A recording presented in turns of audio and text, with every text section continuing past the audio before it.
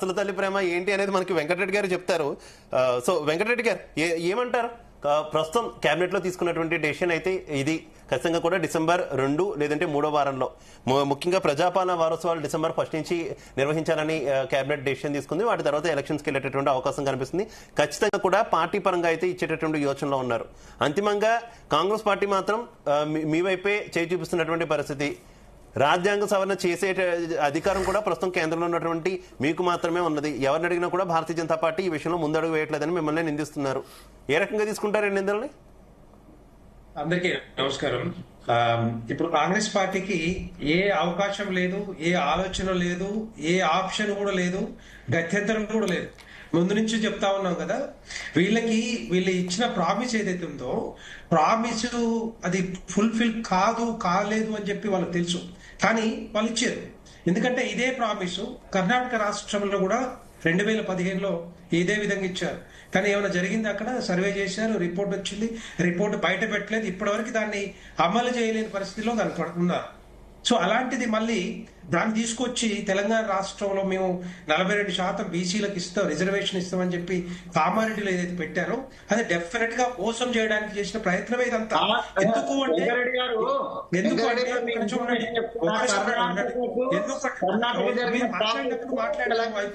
దయచేసి వెంకటస్వామి గారు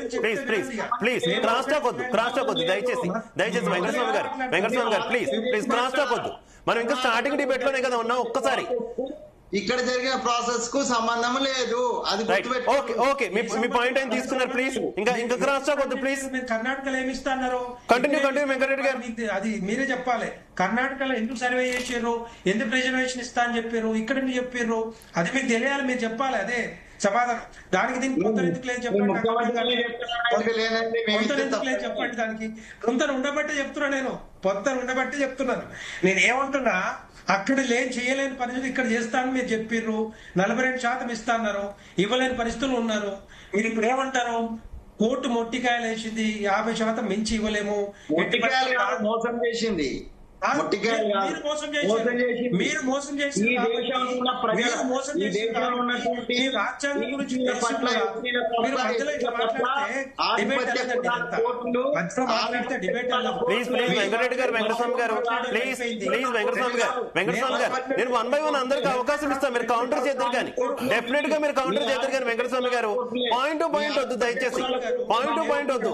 ఎందుకంటే మిగిలిన వాళ్ళకు నేను అవకాశం ఇవ్వాలి. ప్లీజ్ వెంకటస్వామి గారు రిక్వెస్ట్ చేస్తున్నా. వెంకటస్వామి గారు పాయింట్ టు పాయింట్ కౌంటర్ వద్దు ప్లీజ్. వెంకటస్వామి గారు వినాలి please. Point to point counter వద్దు. ఎందుకంటే నేను మిగిలిన వాళ్ళకి కూడా అవకాశం ఇవ్వాలి కాబట్టి దయచేసి అర్థం చేసుకోండి. మీ టర్న్ వచ్చినప్పుడు మీరు డెఫినెట్ గా కౌంటర్ చేయండి. శివ గారు వారు మాట్లాడినప్పుడు నేను ప్లీజ్ కంటిన్యూ. నేను చెప్పాను వెంకటరెడ్డి గారు ప్లీజ్ కంటిన్యూ. మాట్లాడగలుగుతాను, నేను కూడా డిస్టర్బ్ చేయగలుగుతాను. నోట్ చేసుకొని తర్వాత మాట్లాడండి. ఎందుకు తొందర? ఎందుకు? Come to the point please. నేను చెప్పాను please come to the point. Venkatreddy గారు కమ్ టు ద పాయింట్. గెలుద్దాం అనుకుంటున్నారా?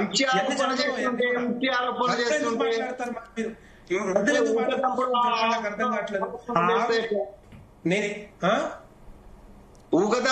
ప్లీజ్ వెంకటస్వామి గారు నేను మిగిలిన వాళ్ళకి అవకాశం ఇవ్వాలి ప్లీజ్. భారతీయ జనతా పార్టీ ఎట్లా మాట్లాడుతున్నారు? మీరు ఏమని మాట్లాడుతున్నారు? భారతీయ జనతా ప్లీజ్ వ్యక్తిగతంగా వద్దు. వెంకటరెడ్డి గారు come to the point. Moderator గారు రిక్వెస్ట్ చేస్తున్నా, come to the point please. మీకు దద్దమ్మలు కాబట్టి ఈ 42% ఈ బీసీలను మోసం చేయడానికి చేస్తున్న ప్రయత్నం మీద ఇప్పుడు ఏమంటున్నారు? ఈ 42% మా చేతులు ఎత్తేసినాం, మేము చేయలేము అని చెప్పడానికి చేస్తున్న ప్రయత్నం. బీసీలని మోసం చేస్తున్నారు, బీసీ సమాజాన్ని మోసం చేస్తున్నారు. బీసీ సమాజం ఓట్లు కావాలి మీకు చెప్తే ఓకే వెంకటరెడ్డి గారు, వెంకటస్వామి గారు ప్లీజ్. లక్ష్మీనరసింహారెడ్డి గారు ఆడియో క్లియర్ గా ఉందా మీకు? వెంకటరెడ్డి గారు నేను మళ్ళీ వస్తాను మీ దగ్గరికి. ఒక్క నిమిషం లెట్ మీ టాక్ అండి. నేను మాట్లాడలేదు. ఒక్క నిమిషం ఉన్నాను. నేనేమంటున్నా, వీళ్ళు ఇచ్చిన ఏదైతే హామీ ఉందో ఈ హామీతో కాబట్టి ఏ హామీలు కూడా పూర్తి కాలేదు. పంచాయతీ ఎన్నికలు 20 నెలలు అయిపోయింది. గ్రామ పంచాయతీ వ్యవస్థ మొత్తం కూడా టోటల్ గా భ్రష్టు పట్టిపోతా ఉన్నాయి. 15th కమిషన్ నుంచి వచ్చే ఫండ్స్ కూడా ఆగిపోయినాయి. అక్కడ చెత్త ఇవన్నీ ఉన్నాయి కాబట్టి ప్లీజ్ వెంకటస్వామి గారు ఇంటరప్షన్ ప్లీజ్, దయచేసి వెంకటస్వామి గారు మీరు తర్వాత వచ్చేది కానీ ప్లీజ్ వెంకటస్వామి గారు ఇది కరెక్ట్ కాదు, వెంకటస్వామి గారు ఇది కరెక్ట్ కాదు, ఇంటరప్షన్ వద్దు ప్లీజ్. కాంగ్రెస్ పార్టీ చేసేది ఏమి ఉండదు. రేపొద్దున రెండో పాయింట్ ఎన్నికలు డిసెంబర్ జరిగిపోతే April right. Okay Lakshmi Narasimha Reddy గారు ఆడియో క్లియర్ గా ఉందా మీకు? కలెక్ట్ చేసే అవకాశం ఉంటాయి. ఇవన్నీ కూడా Congress party right. Okay Venkatreddy గారు ప్లీజ్ వెంకటరెడ్డి గారు నేను మళ్ళీ మీకు అవకాశం ఇస్తా. లక్ష్మీ నరసింహారెడ్డి గారు ఆడియో క్లియర్ గా ఉందా మీకు? నరసింహారెడ్డి గారు మీ ఒపీనియన్ ఏంటి ఈ వ్యవహారానికి సంబంధించి? మీరు ఏ రకంగా ముందుకెళ్లబోతున్నారు? పార్టీ పరంగా రిజర్వేషన్ ఇచ్చైతే ముందుకెళ్లాలని ప్రభుత్వం నిర్ణయించింది. కాంగ్రెస్ పార్టీ పరంగా 42% ఇస్తానంటుంది. బీఆర్ఎస్ కూడా అదే తరహాలో ముందుకెళ్తుందా? ఈ నిర్ణయాన్ని స్వాగతిస్తారా?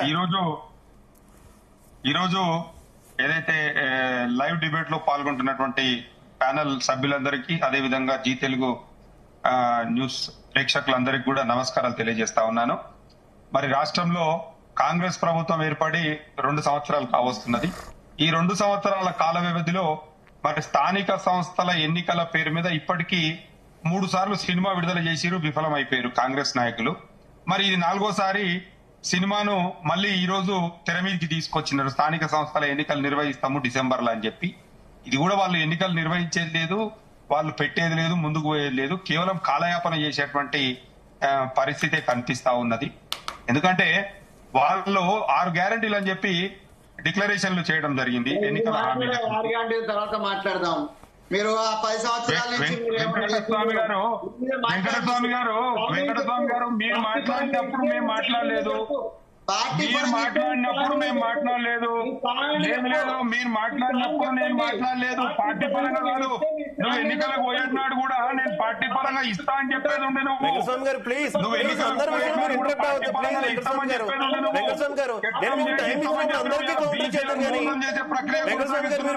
ప్లీజ్ అర్థం చేసుకోవాలి. వెంకటస్వామి గారు ప్లీజ్ మీరు అర్థం చేసుకోవాలి. నేను మిగిలిన వారికి టైం ఇచ్చినప్పుడు మీరు ఇంటరప్ట్ చేయడం కరెక్ట్ కాదు. కరెక్ట్ గా వెళ్ళదు డిబేట్ ప్లీజ్. వెంకటస్వామి గారు మీరు పెద్దలు, మీరు అర్థం చేసుకోవాలి. నేను రిక్వెస్ట్ చేస్తున్నా ప్లీజ్. మీరు మాట్లాడుతున్నారో మీరు మాట్లాడినప్పుడు నేను మాట్లాడలేదు. మీరు మాట్లాడినప్పుడు మేము మాట్లాడలేదు. మేము మాట్లాడిన తర్వాత మీరు నోట్ చేసుకోండి, మీరు సుదీర్ఘంగా చర్చించండి. దాని గురించి మీరు మావేమన్నా ఉంటే మీరు అబ్జెక్షన్ చెప్పండి. This is not correct. నేనేమంటున్నా సార్ అంటే వీళ్ళు ఎన్నికలకు పోయే ముందు 42% చట్టపరంగా మేము హక్కులు కల్పిస్తూ వీళ్లకు న్యాయం చేస్తాం, బీసీలకు 42% ఇస్తామని చెప్పారు. 42% అనేది ఓన్లీ స్థానిక సంస్థల ఎన్నికలలోనే కాదు కదా, వీళ్ళు ఉద్యోగాలలో కూడా కల్పిస్తామని చెప్పారు కదా, మిగతా అంశాలలో కూడా వీళ్ళు 42% కల్పిస్తామని చెప్పారు కదా. ఏమైంది అంటే వీళ్లకు 100 సంవత్సరాల చరిత్ర కలిగినటువంటి కాంగ్రెస్ పార్టీకి వీళ్ళకి సమయం సరిపోతలేదా దాన్ని ఎట్లా అమలు చేయాలని చెప్పి? వీళ్ళ దాంట్లో ఎంతో మంది విశ్లేషకులు ఉంటారు కదా, వీళ్ళకి మరి ఎందుకు సమయం సరిపోతలేదు, ఎందుకు వీళ్ళు దాన్ని అమలు చేయలేకపోతున్నారు? ఇంకో విషయం నేను ఏమంటున్నా అంటే మన తెలంగాణ కంటే ముందు కర్ణాటకలో ఎన్నికలు జరిగినాయి కదా, అక్కడ కూడా రిజర్వేషన్లు ఇస్తామని చెప్పారు కదా. మీరు అక్కడ ఇయ్యనోళ్ళు ఇక్కడ కూడా ఇస్తామని చెప్పి తెలంగాణ ప్రజలను కూడా మోసం చేసిరు కదా. అక్కడ కర్ణాటకలో మోసం చేసిరు, ఇలా తెలంగాణలో కూడా మోసం చేసిరు. మీరు అధికారం దక్కించుకోనికి అబద్ధపు హామీలు ఇచ్చిరు తప్ప ఆ హామీలను నెరవేర్చేటువంటి ప్రయత్నం ఏమాత్రం చేస్తలేరు.